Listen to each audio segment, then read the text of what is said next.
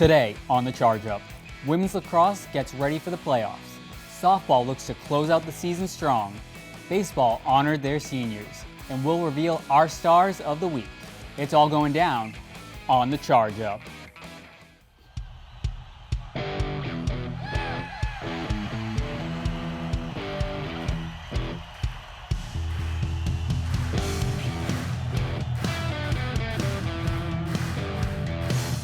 Hello everyone and welcome to the Charge Up. I'm James Cassidy and with me today is Devin Maida, Christy Geronimo, and Ethan Cardona. What's going on, everybody? Feeling good. Great weekend in sports. Playoffs on the rise. Exciting times ahead. Let's get to the action. After another overtime loss to number 20 Bentley, women's lacrosse bounced back with a convincing 10-7 victory over St. Anselm Saturday. Guys, what do we see from the team this weekend? Another solid performance by our girls. Got the dub. 3 players with 2 or more goals. The scoring onslaught doesn't end with this team. It will continue to go, and it's good going headed into the playoffs. And it's all spearheaded by, once again, Mackenzie Ray and Julia Jetty, who was my previous star of the week. And Mackenzie Ray, another broken record. She had 5 points in the game. Now she has 106 points, which broke the previous record, 102 points. That was set in 2014 by Catherine Campbell. So another record-breaking performance, and it's great to see. Yep. Not just like you said, breaking records. Also now in top 20 all-time for goals scored in a season in all of Division II women's lacrosse history. So she's breaking not only school records but collegiate records overall. Solid performance going through. These have been tough games that they've come into. It's been close game, and then you finally have a little bit of a break. It's only a 3-goal break, but difference enough, it's not a ranked team, but as we mentioned last week, you can't underestimate anyone in our conference. And now we're going into the conference tournament. You really can't underestimate anybody. Yep. And teams are going to underestimate us. We're the 6th seed. Exactly. Well, we've been nationally ranked all year, so it's clear we're in a tough conference. We're going to go in to Pace on Wednesday, and we're going to try and beat them, and they're going to underestimate us, and we're going to go in there and show them who's boss. Yeah, I think the big factor we saw coming out of that last game against St. Anselm was not just the scoring that we had been seeing in these last couple of games that have all been close, but it's always been, okay, we can score enough to keep up with all these teams. Mm-hmm. I think what really showed in this game is just how good the defense and Gianna Guerrero was in this game, keeping St. Anselm to 7 goals in the game and really keeping us in this game even though we weren't scoring and going up against a pretty solid goalie who had a good amount of saves against us in that game. And we had 17 turnovers, which is huge. They're going to have to continue to force turnovers and get the ball back, maintain possession. They won the draw control battle 16-13. That's a little close, but regardless, you're still winning the battle, which means you have possession more than the other team does. And obviously we see with such an offensive juggernaut that this team is, if you have possession, you're going to score goals. Mm-hmm. Yeah, definitely. And there are a lot of positives with this team, but also some negatives because the past 4 games, as we said, 1-goal games, and then the past game was a 3-goal game. But they had the lead against Post, Stonehill, Bentley. They came back, but they were down. Mm-hmm. And then against St. Anselm, they had a 6-1 lead and then allowed St. Anselm to get back in the game. But eventually they won. But it's a little concerning that they have these leads and then they're blowing them and then allowing these teams to come back. Very true. You're going to have to clean up the sloppy play, especially headed into conference play, because sloppy play is going to turn into losses, and obviously that's not what we want. Yeah, exactly. And now going into the matchup against Pace, they're on a 7-game winning streak coming into this game, so we just got to be a little weary of them because they could come in here and have some momentum going while we have all these 1-goal games, and so it should be a great matchup, and hopefully it's going to be a great back and forth battle. Yeah, definitely need to step it up. Like you mentioned, it's a lot of close games. It is kind of, when you think about it, it's also been, especially in this game, it's a below average scoring that we've seen out of this team.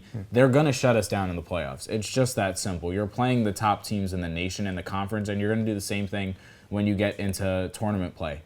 You're playing good teams. So we are, as you mentioned, Devin, we're so offensive, and you mentioned how Gianna Guerrero has really been stepping up. She's going to need to keep stepping up because they're going to counter with us. We're not always going to get 17 turnovers a game. So there are negatives to this team, but there's a lot of good stuff going into the playoffs for this team. Very true. Let's hope that they can continue good form going into the postseason. Women's lacrosse will return to the field Wednesday when they take on Pace in the first round of the NE10 Conference Championship. First draw is set for 7 p.m. Softball swept Caldwell in a doubleheader Thursday to close out the 2019 regular season. Guys, what can we expect from the team heading into the NE10 playoffs? Well, obviously, the pitching has been great this whole season, so hopefully they can keep that up going into the NE10 postseason. I think that's a really big key. This is one of the best pitching teams that we've seen in our time here at New Haven. And the best thing is that they have the pitching this year, but they also have the offense to back up that pitching and support them. This is honestly one of the more overall solid teams that we've seen from softball in the last couple of years, and I think they could be a force when it comes to this NE10 tournament this year. Yeah, at the beginning of the season, the lineup wasn't really clicking that much. We had it was top heavy. Top lineup was producing, the bottom wasn't. But now we see everybody's producing now. So it's great to see everybody stepping up and everybody contributing. Yeah, the lineup is really coming into form now, just at the right time, honestly. The bats have really come alive. You've just seen, you see your regular stars. You see Lutzy, you see Case scoring, but now you also see Sierra Whitlock's bats starting to come alive. In the bottom of the order, Vanessa Strom has been really hitting of late, and she's in the bottom third of the order. To know that you can have her come up in the second, third inning and lead off with a single or a double, that's really nice to see going into the playoffs. And also, to go off of that on the bottom of the lineup too, Maddie DeRosia has been consistent all year. She's been hitting doubles. She's making a lot of contact, getting on base, scoring runs, getting RBIs. There's a lot of production from the bottom of the lineup. So it's really great to see how the whole lineup has been consistently scoring. When one side of the lineup has not been, it's like the other side picks it up, or everybody's part of the hitting party, and it's fantastic. And that also helps because along with this pitching staff, that three-headed monster that we have, they really need to utilize those three out there for the playoffs, and I think we'll be set. Yeah, something that's really going to help this team going into the playoffs. The way they're set, we bypass the first round, earning the 2 seeds. So we play Thursday. If we win semifinals Friday, we win championship Saturday. We have 3 solid starting pitchers, and this is a team that's used to playing doubleheaders. They're used to Ava Fitzmaurice is going to pitch game 1, go 7 innings. She's going to come in relief and pitch an inning or 2 in game 2. Now she's going to get a 24 hours rest. So if you need her to pitch the quarterfinal and the championship, you still have Maya Iodice and Meg Butts to come in and pitch in the semifinal, and you also have them both to come on in relief. So this pitching staff is set. And you also mentioned Maddie DeRosa's bat. She's also been phenomenal in the field at second base. She's in the Caldwell game, she made a few really impressive plays, jumping, just making insane catches, diving for balls. She really stepped up on the defensive side, and I think that's the one missing piece from this team. We mentioned the pitching's great. The offense is really great. Now it's just a matter of seeing, is the defense going to step up? And they have been stepping up. The errors have gone down. We talked about it so much at the beginning of the year that this team couldn't get out of a game without an error or two. Now they're doing it. They're not giving up errors, and I think this team is a real shot at a championship this year. Playing complete ball. Definitely, and it's a great time to get hot right now because they've won 6 out of the last 8. And it all happened at the beginning of the month, around April 17th. They just caught fire, and they've been on fire ever since. So hopefully they can carry that momentum into the playoffs. And they're going to play either Assumption or Merrimack, and they swept both of them in doubleheaders this season while they were on I believe 8-game winning streak at that time. So obviously they know their opponent, and then hopefully they could bring that into the matchups. Yeah. Something funny that I saw, I was looking at the release when the bracket came out. They mentioned, St. Anselm got the 1 seed. They're going to host the tournament. They've won 10 games. They're on a 10-game winning streak. And then they mentioned Adelphi's won 8 of their last 9 games. The 1 loss came to us. So you're talking about a 1 seed in this divisional tournament that we've beaten twice this season. In divisional play, we won that division series. So the Chargers have a lot of momentum going into the playoffs. Softball clinched the 2 seed in the Southwest Division and will play the winner of Merrimack and Assumption on Thursday at 12 p.m.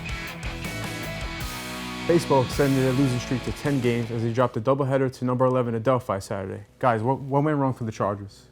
A lot of things went wrong. One thing I want to point out, they need to be a little more disciplined at the plate. I think they need to take more pitches and let it come to them more a little bit. I mean, it's easier said than done. And also on the base path, they very undisciplined on the base paths. They got to get better base running and be a little more smarter. They got too many times they ended innings on the base paths. And you can't do that. You can't have a guy in third and leave him on third when you're running to second. That's not good in a rundown. You want that run to score.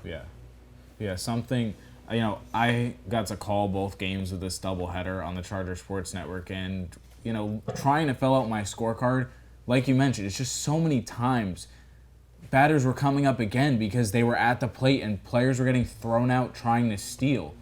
Like, you're trying to get someone in scoring position with 2 outs. That was most of the offense came with 2 outs in these games.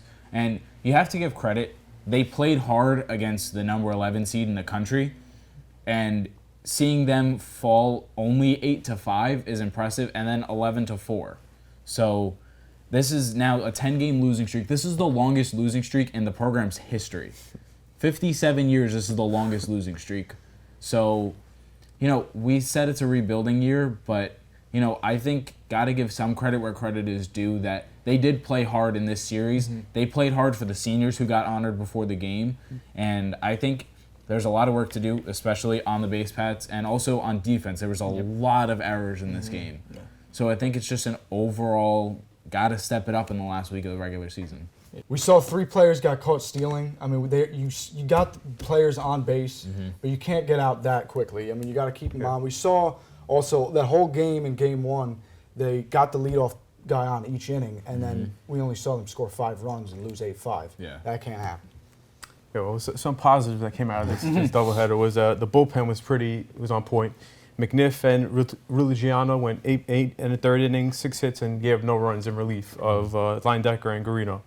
So we have some improvement there, some positives. So hopefully they could take that and run with it going forward the rest of the season. Yeah, honestly, I think everything we said today, we've kind of already said on here before. It's just that the team just really needs to get, I think this team, if they can get a win under their belt in this last week of the season, it will be really big for this team, not just for the end of this season. We know they're probably not going to make any tournaments this year. But I feel like if they can end this season strong and show a bit of character and just some so I don't know really the exact word to say it, but just getting a win near the end of this season, it could really translate into big things next year for some of these guys that are either freshmen or sophomore this year that have struggled through this tough season. Just kind of a good memory to go out on this season, not just thinking about, okay, we went on a 10-game losing streak or even longer.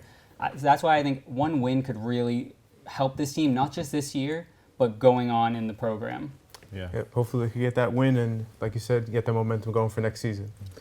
Baseball will continue their series against Adelphi Monday. First pitch is set for 3:30 p.m. It's time for our Stars of the Week segment. Guys, who shined brightest this week? I know we've talked a little down on baseball this week, but my star of the week does come from the baseball team, and it's center fielder junior Matt Chamberlain, who went 3 for 7 last week with a double, 2 runs scored, 2 RBIs, 4 stolen bases. But I also want to talk about his whole overall season stats. He's batting .360 on the year, which is good for 6th in the NE10. He's also 20 stolen bases, which is 4th in the NE10. And he is his on-base percentage is .503, which is good for 1st in the NE10. So that is my star of the week. Impressive. Pretty good. Now, my star of the week comes from softball, and it's freshman Maya Case. She went 3 for 7 with 2 runs over the weekend. And for the season, she's batting .379, which is 8th in the NE10. And she's been batting in the .370 since the beginning of April. So she's on a hot streak, helping this team out. And she has my vote for NE10 Rookie of the Year. But that might be taken by Ava Fitzmaurice. So we'll see what happens with that. Something we've seen in softball. For me, my star comes from track and field, and it's the brothers out of Spring Valley, New York. The freshmen Jackson and Jackie Marceau competed in the triple jump this weekend, went head-to-head for the title in the triple jump. So impressive out of them. Jackson got the win, 13.47 meters, over his brother Jackie, 12.72 meters. But impressive to see the two brothers go head-to-head for the title in the meet this weekend. So those are my co-stars of the week. All great performances and deserving of the star of the week. Well, that's all we have for you this week on the Charge Up. For live streaming of games, go to newhavenchargers.com, and for up-to-date campus news, visit chargerbulletin.com.